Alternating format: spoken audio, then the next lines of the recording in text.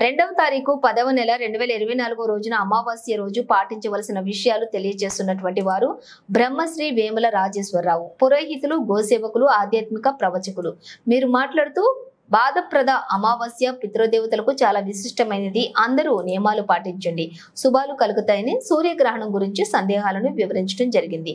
అమావాస్య రోజు గ్రహణ ప్రభావం లేదని వేముల రాజేశ్వరరావు తెలియజేయడం జరిగింది. అనంతరం శ్రీరామ్ చక్రి న్యూస్ ని సబ్స్క్రైబ్ చేసుకోండి మరియు లైక్ చేయండి. ఈ ఛానల్లో ప్రాతినిధ్యం మీకు ధర్మ సందేహాలు వస్తాయని తెలియడం జరిగింది అంటూ రాజేశ్వరరావు తెలియజేయడం జరిగింది. ఓం శ్రీ గురుభ్యో నమః. శ్రీ మహాగణాధిపతి నమః. మన భాద్రపద మాసంలో అమావాస్య రోజు ఈ నెల 2వ తేదీ అక్టోబర్ నెల 2024 బుధవారం రోజు మనకు అమావాస్య ఉంది. భాద్రపద బహుళ అమావాస్య.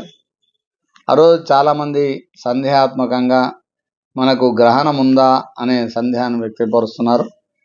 దానికి సూర్యగ్రహణం గురించి అనేక మంది ఆందోళన చెందుతున్న సందర్భంలో ఆ ధర్మ సందేహ నివృత్తి చేయడానికి మేము ముందుకు వచ్చాం.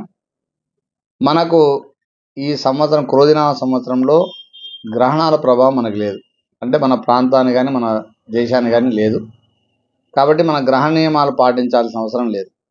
కానీ విశేషము ఏమిటంటే భాద్రపద మాసంలో పౌర్ణమి మొదలుకొని అమావాస్య వరకు కూడా పితృపక్షాలు మన కార్యక్రమాలు ఉంటాయి. అంటే మహాలయ పక్షాలు అంటారు దీన్ని. అయితే ఆఖరిలో అమావాస్య రోజును పెద్దల అమావాస్య లేకపోతే పెత్తర అమావాస్య అని కూడా మనం వాడుకలో చెప్పుకుంటాం. అది ఈ 15 రోజులు కూడా పితృ కార్యక్రమాలు మనం చేసాలి. శ్రద్ధతో చేయడమే శ్రాద్ధం.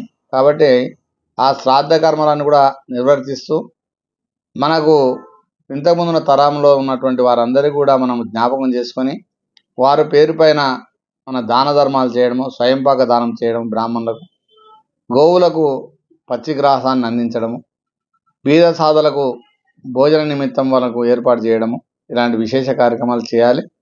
ఈ భాద్రపద మాసంలో వచ్చే అమావాస్య పితృపక్షానికి సంబంధించినటువంటి ఆఖరి రోజు. ఎందుకంటే ఈ రోజును మనము ఏ కార్యక్రమం చేసినా అమావాస్య రోజు చాలా విశేష ఫలితం ఉంటుంది. ముఖ్యంగా ప్రతి అమావాస్య కూడా విశేషమే, కానీ భాద్రపద బహుళ అమావాస్య చాలా విశేషం. కాబట్టి ఈ మహాలయ పక్షంలో ఉన్నటువంటి అమావాస్యను మనం పితృపక్షంగా, పితృ అమావాస్యగా, పెద్దల అమావాస్యగా, పితర అమావాస్యగా భావంలో తీసుకొని దాన ధర్మాలు చేయాల్సి వినతి చేస్తున్నాం. ఈ అమావాస్య రోజు ఎలాంటి గ్రహణాలు లేవు, ఎలాంటి ఆందోళన చెందాల్సిన అవసరం లేదు, ఎలాంటి నియమాలు పాటించాల్సిన అవసరం అంతకన్నా లేదు. కాబట్టి ఈ విషయాన్ని గ్రహించి భక్తులు తమ యొక్క సందేహాన్ని నివృత్తి చేసుకొని శుభాన్ని పొందడానికి అమావాస్య రోజు దాన ధర్మాలు చేయాల్సిందిగా మనవి చేస్తున్నాం. అందరూ సంవత్సరంలో శుభం జరగాలని. మనకు దసరా నవరాత్రులు కూడా మరుసటి రోజే ప్రారంభమవుతున్నాయి. శరన్నవరాత్రులు.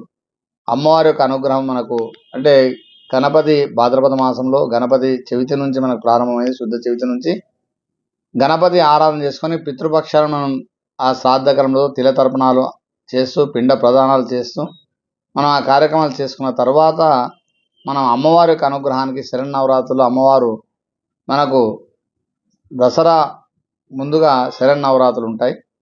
ఆఖరి దసరా నవరాత్రులు మనకు ప్రారంభమవుతాయి. దసరా పండుగ అప్పటి నుంచి మనకు అన్ని కూడా శుభకార్యాలు చేసుకోవడానికి అవకాశాలు ఉంటాయి. కాబట్టి 3వ తేదీ నుంచి శరన్నవరాత్రులు అక్టోబర్ 3వ తేదీ నుంచి 2024 గురువారం నుంచి ప్రారంభమవుతున్నాయి. ఈ మహత్కార్యంలో అందరూ కూడా పాల్గొనండి. పితృపక్షాల్లో పితృదేవతలపైన దాన ధర్మాలు చేయండి. అమ్మవారి యొక్క అనుగ్రహం పొందడానికి అమ్మవారి యొక్క మంటపాలకు వెళ్ళి కుంకుమార్చనలు, పూజా కార్యక్రమాలు ధన వస్త్రూపంలో సమకూర్చి అమ్మవారి యొక్క ఆశీస్సులు పొందాల్సిందిగా మనం చేస్తున్నాం. కాబట్టి ఈ విషయాన్ని అందరూ గుర్తించి గ్రహణం లేదని చెప్తున్నాం. పితృపక్షంలో అమావాస్య విశేషమని చెప్తున్నాం. తర్వాత శరన్నవరాత్రులు ప్రారంభమవుతుందని చెప్తున్నాం. కాబట్టి ఈ విషయాలన్నీ కూడా గ్రహించి అందరూ కూడా ఈ యొక్క శ్రీరామ్ చక్రి ఛానల్ను సబ్స్క్రైబ్ చేసుకొని లైక్ చేసి మున్ముందు ధర్మ సందేహాలు నివృత్తి చేసుకోవాల్సిన మనం చేస్తున్నాం. కాబట్టి అందరూ కూడా సబ్స్క్రైబ్ చేసుకోండి, లైకులు కొట్టండి. ఈ ఛానల్ ప్రతినిత్యం చూడడానికి ప్రయత్నం చేయండి. అనేక ముఖ్య సమాచారం అందుకొని మన జీవన గమనంలో ఉన్నతోన్నత శిఖరాలు పొందుతూ మనము ఇతర ధర్మ సందేహాలు నివృత్తి చేయడానికి చాలా ఉపయోగకరంగా ఉంటుందని భావిస్తున్నాం. సర్వం శుభం భూయాత్. ఓం స్వస్తి.